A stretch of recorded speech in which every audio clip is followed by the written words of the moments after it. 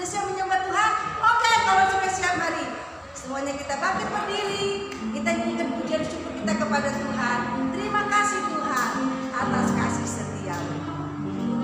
Haleluya. Terima kasih Tuhan. Terima kasih Tuhan untuk kasih setia-Mu yang Ku alami dalam hidupku. Terima kasih Yesus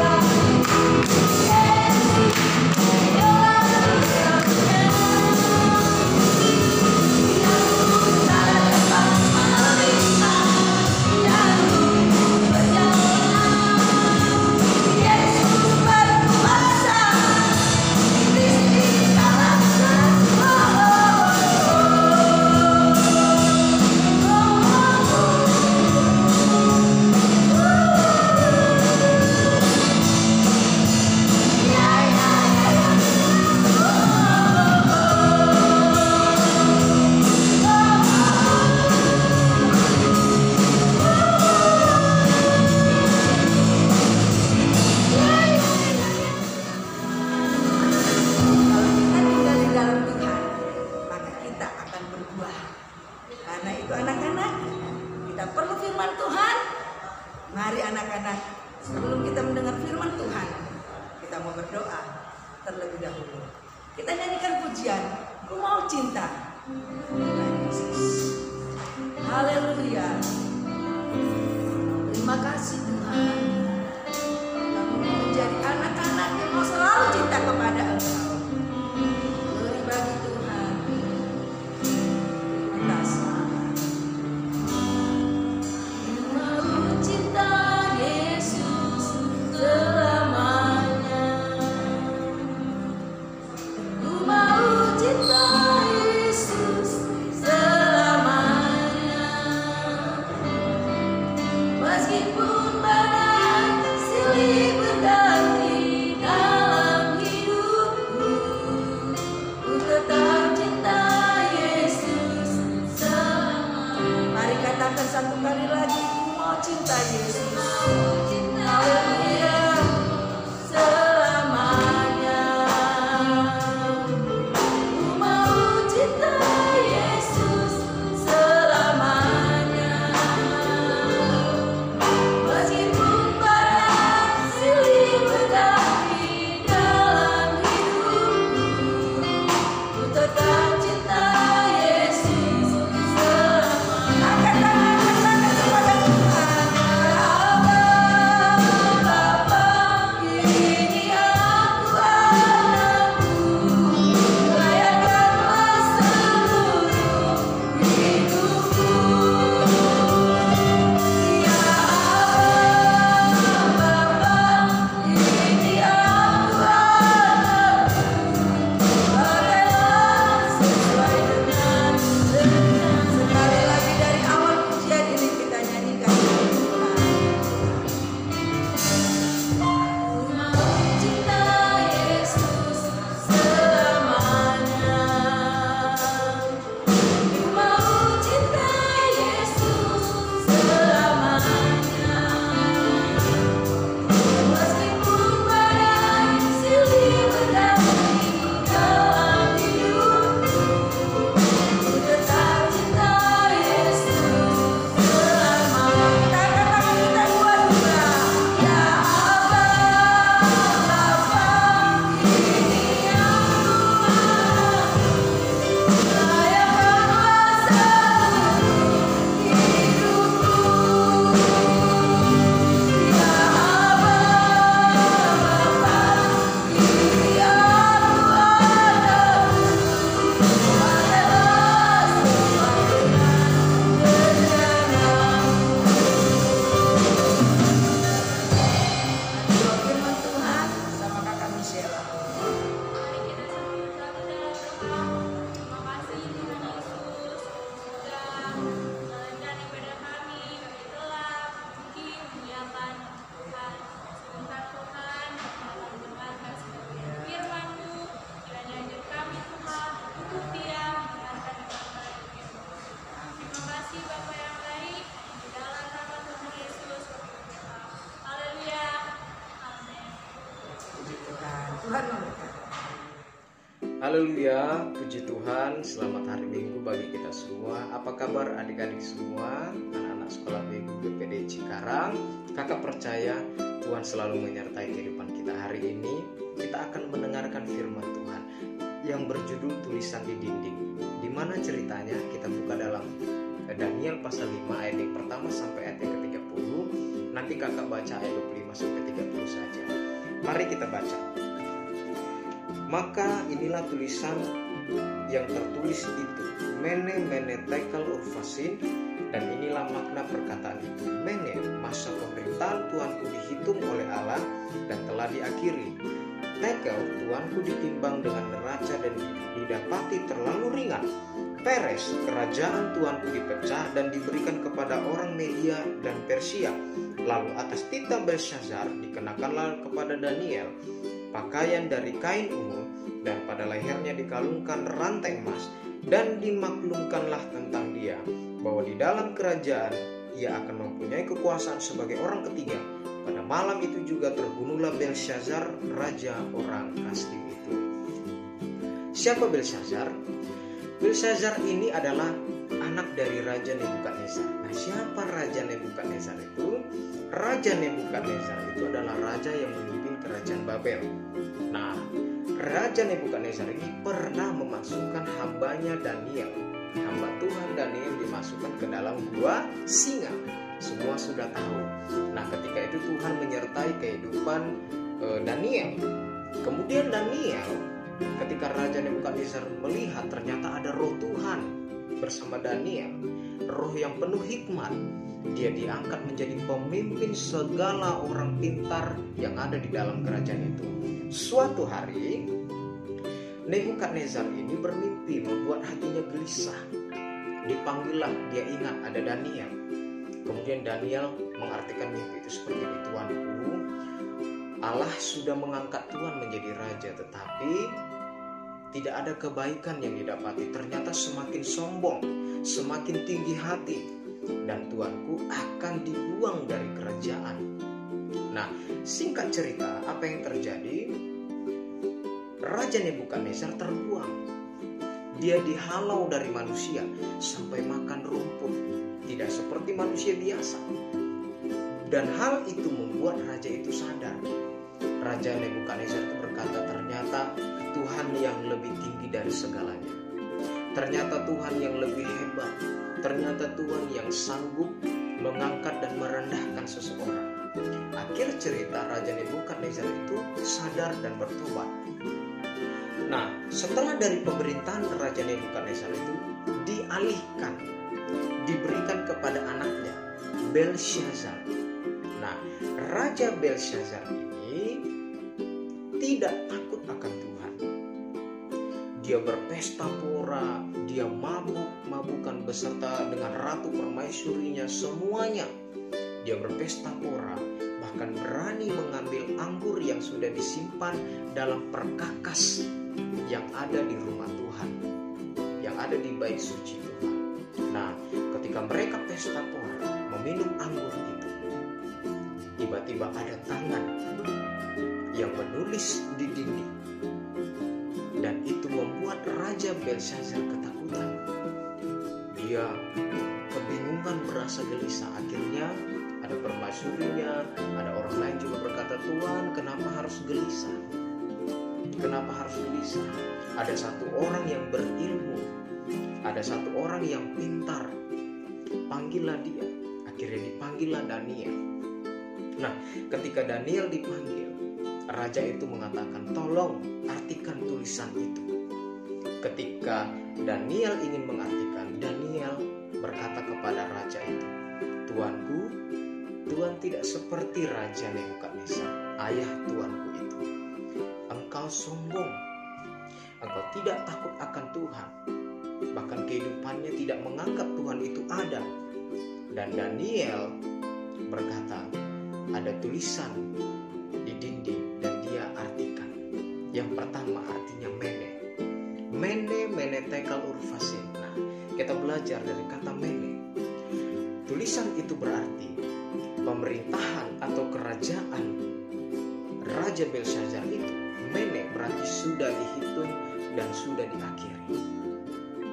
Dalam artinya pemerintahan Raja Belshazzar akan diakhiri, akan diselesaikan, akan ditutup. Tidak ada lagi pemerintahan di tangan Raja Belshazzar. Tekel, ternyata Raja Belshazzar ditimbang terlalu ringan. Artinya Raja Belshazzar ini kehidupannya selama dia hidup tidak takut akan Tuhan, tidak ada kebaikan yang didapat. Yang ketiga, urfasin. Apa arti urfasin? Kerajaan yang dipimpin oleh Raja Belshazzar itu akan dipecah dua, dibagikan kepada orang Media dan orang Persia.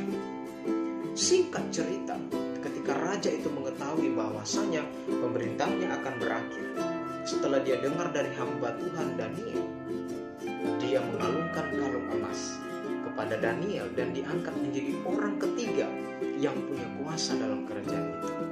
Dan apa yang terjadi benar sesuai tulisan yang ada di dinding itu. Hari itu kerajaan yang dipimpin oleh Raja Belshazzar selesai. Dan pada malam itu juga Raja Belshazzar dibunuh.